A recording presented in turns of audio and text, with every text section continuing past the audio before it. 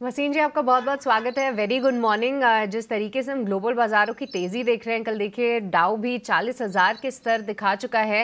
आज के लिए कोई पर्टिकुलर ट्रेडिंग सेटअप जो कि आप बाजारों के लिए देख रहे हैं, और साथ ही साथ कल से जुड़े भी कोई अपडेट्स हों तो वो भी बताइए। Good morning sir.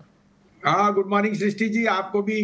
अगर आप ईटी स्वदेश देख रहे हो तो शुक्र, थर्सडे, फ्राइडे को आपको 3-4 तारीख को कहा था बेच देना, 22,800 पे फ्रॉथ है। फिर 21,800 आया, आपको कहा ये बॉटम है, यहाँ फियर खरीद लीजिए। 22,400 का टारगेट था, 22,400 हो गया। 3 हफ्ते में तीनों कॉलेज सही, सिर्फ ईटी स्वदेश, सृष्टि और संजीव बसीन फॉर वंस। दूसरी बात, अब इंडेक्स रेंज बाउंड रहेगा क्योंकि एक बड़ा इवेंट है। डोंट एक्सपेक्ट फायरवर्क्स, दोनों तरफ ही रहेगा। 22,400 22,600 ऊपर जा सकता है, 22,200 नीचे। तो इंडेक्स पे मैं नहीं हूं, लेकिन स्टॉक स्पेसिफिक मैं बहुत बुलिश हूं और स्टॉक्स पे कंसंट्रेट कीजिए। सारे आपके मेटल चल गए। कल दीपक नाइट्राइट कहा था, आईसीआईसीआई बैंक, दोनों में मेरी बुलिश कॉल है।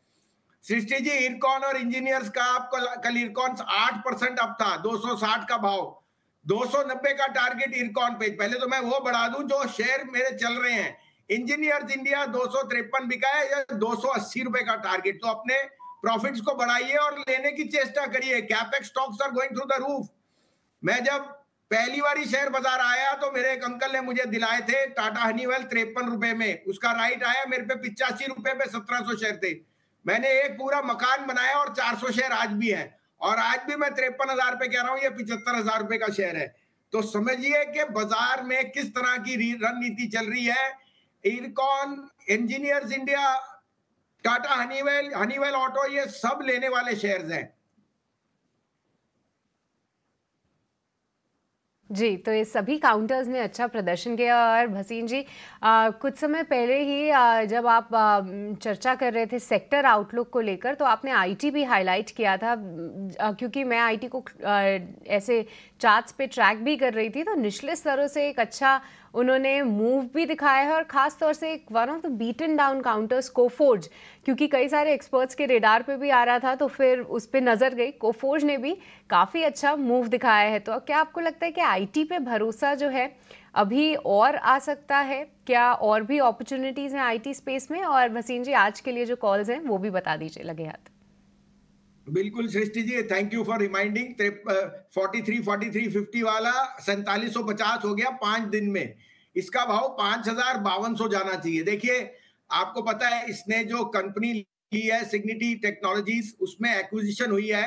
That acquisition is a very very creative, proactive, क्योंकि वो कैश क्रिएटिव होगी डे 1 से। साथ में उनको नॉर्थ और वेस्टर्न यूएस में बहुत बड़ा एक्सपोजर मिलता है। And thirdly, that is the first company which is stepping into AI in a very big way, और अश्योरेंस और इंश्योरेंस में उनका बहुत बड़ा मान्य है। फोर्थली, कोफोर्ज में आपको पता है उन्होंने रोड शोज किए हैं। There is a QIP in the offering, और ये क्यूआई की वजह से ये घटा है। हमने एज ए डिस्क्लोजर क्लाइंटों को 4450 में भर के दिला दिया है। हमें 5200-5300 का भाव दिखता है, और उसके बाद आउटलुक देंगे। लेकिन आप ऐसा देखिए कि आईटी इज नाउ, जो वैल्यूएशंस बहुत कंफर्टेबल है, और साथ में आउटलुक, कैश रिच कंपनीज हैं जो एक्विजिशंस कर रही है। Coforge is one of the few जो एआई में बहुत जोर से जा रही है, and that is the future. As a disclosure ये हमारे पोर्टफोलियो में है, और 5200 तक तो हम इसे छुएंगे ही नहीं। ठीक है, चलिए, ये स्टॉक्स हो गए आपके लिए। अब शुरू करेंगे हमारा खास सेगमेंट जहां पर हम नतीजों का अध्ययन करेंगे। लेकिन उसके पहले भसीन साहब ये बताइए कि आज के लिए आपके शेयर्स कौन से हैं, आप क्या रेकमेंड कर रहे हैं?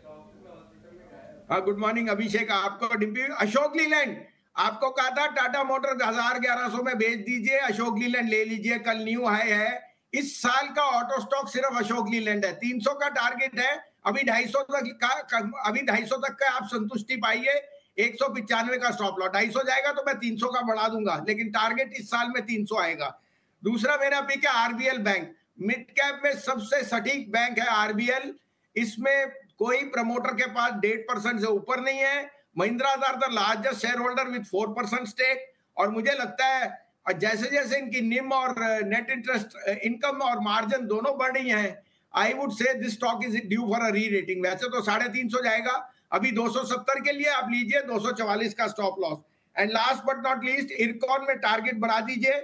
255 में जो भाव है 240 का स्टॉप लॉस हो गया, जो मेरी एंट्री प्राइस थी 232 की थी, और 288 का टारगेट।